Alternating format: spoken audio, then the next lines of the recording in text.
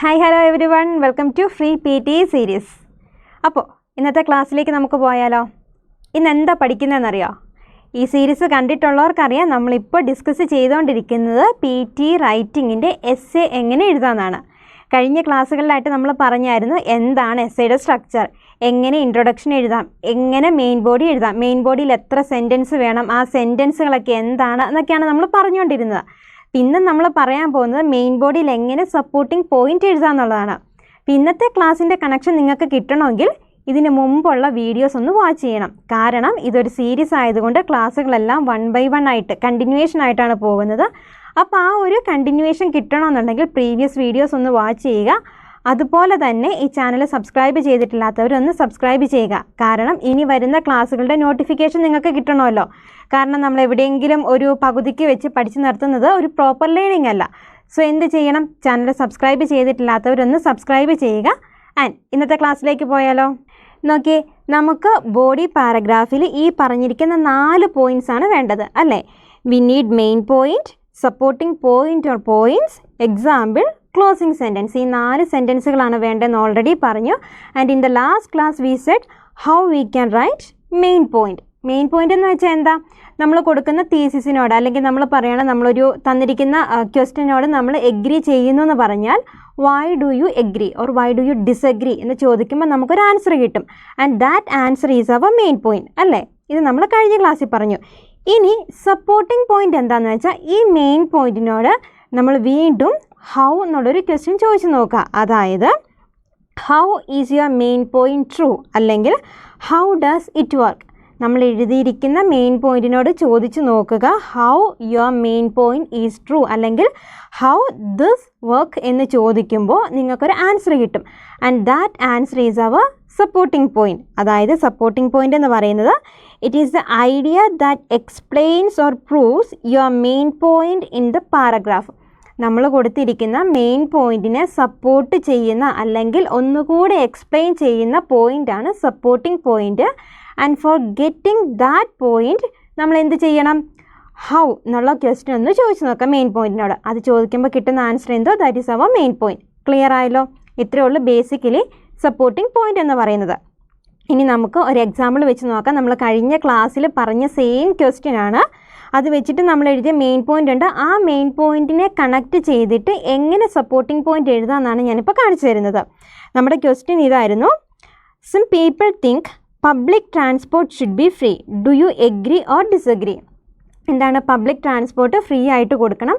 അതിനോട് നിങ്ങൾ എഗ്രി ആണോ ഡിസഗ്രി ആണോ ചെയ്യുന്നത് എന്നാണ് ചോദിച്ചിരിക്കുന്നത്. ഇത് നമ്മൾ കഴിഞ്ഞ ക്ലാസ് തൊട്ടേ ഡിസ്കസ് ചെയ്യുന്ന ഒരു ക്വസ്റ്റ്യൻ ആണ്.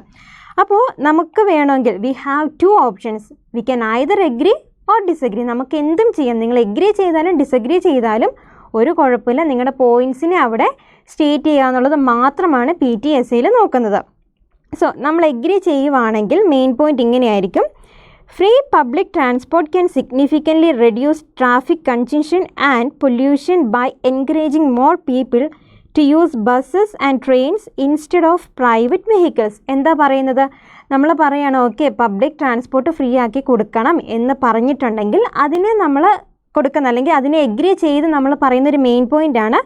ഇങ്ങനെ നമ്മൾ പബ്ലിക് ട്രാൻസ്പോർട്ട് ഫ്രീ ആക്കി കൊടുക്കുകയാണെങ്കിൽ നമുക്ക് ട്രാഫിക് കൺജഷനും പൊല്യൂഷനൊക്കെ നമുക്ക് റെഡ്യൂസ് ചെയ്യാൻ പറ്റും. അതാണ് നമ്മുടെ മെയിൻ പോയിൻറ്റ്. ഈ മെയിൻ പോയിൻറ്റിനോട് നമ്മൾ വീണ്ടും ഹൗ എന്ന് ചോദിച്ചു നോക്കുക. How we can reduce the pollution or how we can reduce the congestion. അങ്ങനെ ചോദിക്കുമ്പോൾ നമുക്ക് കുറച്ചും കൂടി ഡീറ്റെയിൽഡ് ആയിട്ട് ഒരു എക്സ്പ്ലനേഷൻ കിട്ടും. അതിനെയാണ് നമ്മൾ സപ്പോർട്ടിംഗ് പോയിൻ്റ് എന്ന് പറയുന്നത്. ഇപ്പോൾ വേണമെങ്കിൽ നമുക്ക് ഇങ്ങനെ സപ്പോർട്ടിംഗ് പോയിൻ്റ് എഴുതാം. When public transport is free more people will leave their cars at home to save money. This means fewer vehicles on the road which reduces traffic jams and cuts down air pollution caused by car emission.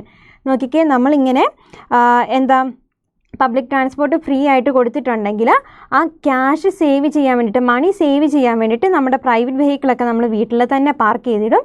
അങ്ങനെ വരുമ്പോൾ we can reduce the traffic jam and air pollution. ഇപ്പോൾ കണ്ടോ, നമ്മൾ പറഞ്ഞ air പൊല്യൂഷനും കൺജഷനൊക്കെ നമുക്ക് reduce ചെയ്യാമെന്ന് പറഞ്ഞതിനെ ഒന്നുകൂടെ എക്സ്പ്ലെയിൻ ചെയ്തിരിക്കുന്ന പോയിൻ്റാണിത്. ഇങ്ങനെയാണ് നമ്മൾ സപ്പോർട്ടിംഗ് പോയിൻ്റ് എഴുതുന്നത്. ഇനി ഇത് എഗ്രി ചെയ്യുമ്പോൾ കിട്ടുന്ന സപ്പോർട്ടിംഗ് പോയിൻ്റാണ്. സപ്പോസ് ഇമാജിൻ നിങ്ങൾ ഡിസഗ്രി ആണ് ചെയ്യുന്നത്. ഡിസഗ്രി ആണ് ചെയ്യുന്നതെങ്കിൽ നമ്മുടെ മെയിൻ പോയിന്റ് ഇങ്ങനെയാകും. Making public transport free would place a heavy financial burden on the government which could lead to reduced quality of services and maintenance issues. അതായത് നമ്മൾ പബ്ലിക് ട്രാൻസ്പോർട്ടൊക്കെ ഫ്രീ ആയിട്ട് കൊടുത്തിട്ടുണ്ടെങ്കിൽ എന്ത് പറ്റും? അത് ഗവൺമെൻറ്റിനൊരു ഫൈനാൻഷ്യൽ ബേർഡൻ ആയിരിക്കും. അങ്ങനെ വരുമ്പോൾ എന്ത് പറ്റും? അവർ തരുന്ന സർവീസ് എന്ന് പറയുന്നത് ലെസ് ക്വാളിറ്റി ആയിരിക്കും. അതുപോലെ തന്നെ മെയിൻ്റനൻസ് ഇഷ്യൂസൊക്കെ കാണും. ഇങ്ങനെയാണ് നമ്മൾ കൊടുത്ത മെയിൻ പോയിൻറ്റ്. ഇതിൽ നിന്ന് എങ്ങനെ നമുക്കൊരു സപ്പോർട്ടിംഗ് പോയിൻറ്റ് കൊടുക്കാമെന്ന് വെച്ചാൽ കേട്ടോ, if the government has to cover all the cost of running buses and trains without charging passengers, it may struggle to afford regular maintenance, hire enough staff, or upgrade old vehicles. This can make public transport slow, unsafe, or uncomfortable for users. അതായത് ഇവിടെ പറയുന്നത് നമ്മളിവിടെ ഒരുപാട് അല്ലെങ്കിൽ public ട്രാൻസ്പോർട്ടേഷനൊക്കെ free ആയിട്ട് കൊടുത്തിട്ടുണ്ടെങ്കിൽ ഈ പറഞ്ഞ കാര്യങ്ങൾക്ക് അവർക്കൊരു റെഗുലർ മെയിൻ്റനൻസ് അഫോർഡ് ചെയ്യാൻ ബുദ്ധിമുട്ടായിരിക്കും. അതുപോലെ തന്നെ ആവശ്യത്തിന് സ്റ്റാഫിനെ അലോക്കേറ്റ് ചെയ്യാനും പിന്നെ ഓൾഡ് വെഹിക്കിൾസ് ഒക്കെ അപ്ഗ്രേഡ് ചെയ്യാനും ഒക്കെ ഉള്ള ഇഷ്യൂസ് ഉണ്ടാകും. സോ ഇതൊരു കൈൻഡ് ഓഫ് ഫൈനാൻഷ്യൽ ബേർഡൻ ആണ് ആർക്ക്? ഗവൺമെൻറ്റിന്.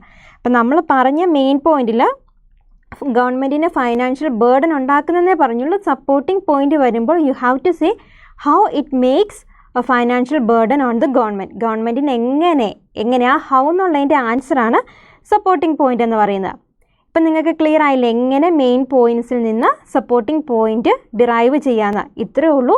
മെയിൻ പോയിൻറ്റിൽ കൊടുത്തിരിക്കുന്ന ഐഡിയയോട് ഹൗ എന്ന് ചോദിച്ച് നോക്കുക. You will get an answer and that answer becomes your supporting point. Clear ആണല്ലോ? So I hope you got an idea how to make supporting point. എങ്ങനെ main പോയിൻറ്റിൽ നിന്ന് സപ്പോർട്ടിംഗ് പോയിൻറ്റ് ഡിറൈവ് ചെയ്യാമെന്നുള്ളൊരു idea നിങ്ങൾക്ക് കിട്ടിയെന്ന് വിചാരിക്കുന്നു. ഇനി എന്തെങ്കിലും ഡൗട്ട് ഉണ്ടെങ്കിൽ you can ask it on comment box. ഞങ്ങൾ റെസ്പോണ്ട് ചെയ്യാം. അതുപോലെ തന്നെ PT-യുടെ പ്രാക്ടീസ് ക്വസ്റ്റ്യനോ അല്ലെങ്കിൽ കൂടുതൽ ക്വിസോ ഒക്കെ വേണമെന്നുണ്ടെങ്കിൽ നമ്മുടെ ടെലഗ്രാം ചാനലിൽ ജോയിൻ ചെയ്താൽ മതി. അവിടെ നിങ്ങൾക്ക് കുറേ കാര്യങ്ങൾ മെറ്റീരിയലൊക്കെ കിട്ടും. പിന്നെ നമ്മൾ നെക്സ്റ്റ് ക്ലാസ്സിൽ ഡിസ്കസ് ചെയ്യാൻ പോകുന്നത് എങ്ങനെയാണ് എക്സാമ്പിൾ ആൻഡ് ക്ലോസിംഗ് സെൻറ്റൻസ് എഴുതുന്നതെന്നുള്ളതാണ്. അതായത് മെയിൻ ബോഡിയിൽ നമുക്ക് വേണ്ടത് മെയിൻ പോയിന്റ് വേണം, സപ്പോർട്ടിംഗ് പോയിന്റ് വേണം. ഇത് രണ്ടും നമ്മൾ പഠിച്ചു. ഇനി എക്സാമ്പിളും ക്ലോസിംഗ് സെൻറ്റൻസും കൂടെ എങ്ങനെ എഴുതാമെന്ന് പഠിച്ചാലേ മെയിൻ ബോഡി കംപ്ലീറ്റ് ആവുള്ളൂ. അപ്പോൾ ആ വീഡിയോ കിട്ടണമെന്നുണ്ടെങ്കിൽ നമ്മുടെ ചാനലൊന്ന് സബ്സ്ക്രൈബ് ചെയ്താൽ മതി.